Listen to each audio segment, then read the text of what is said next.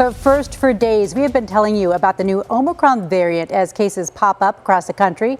Tonight, we know it is right here in Maricopa County. The Maricopa County Department of Public Health announced today that 6 people tested positive. None of them are showing any serious symptoms.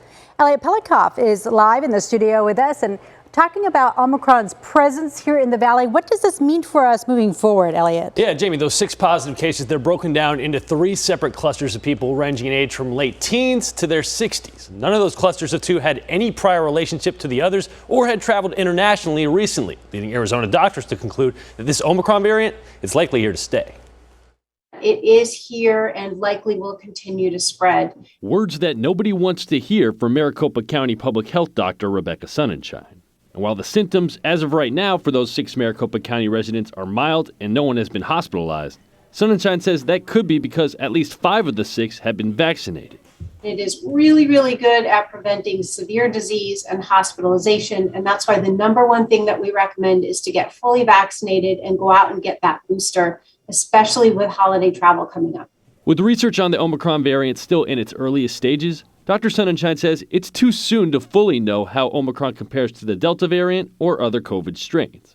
But University of Arizona Dr. Shad Marvasti says, based off Omicron's rapid spread in the UK, where cases are doubling every 2 to 3 days, expect similar trends here in Arizona. I expect to see the numbers continue to increase. It will probably increase here in the same fashion, and I think that Omicron will probably take over Delta as the dominant strain by the end of January, if not sooner. And according to Dr. Sonnenschein, don't be surprised if more COVID variants happen after Omicron. Coronaviruses do tend to mutate fairly quickly over time, and that over time they tend to get somewhat more contagious and usually less severe. So this is not unexpected. This probably won't be the last mutation that we see.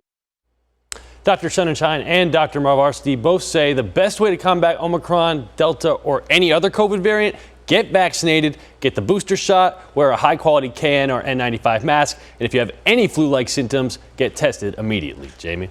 Elliot, so if someone does test positive for Omicron, what's next? Do they have to do anything different than if they tested positive for a different COVID variant? No, they don't, Jamie. Just like Delta or other forms of COVID, if you test positive for Omicron, you're supposed to isolate for 10 days after that positive test, unless you test negative after day 5, and then that isolation period only needs to be 7 days. And as always, if you test positive, let anyone you were recently in close contact with know so they can get tested as soon as possible, Jamie. Elliot, thank you.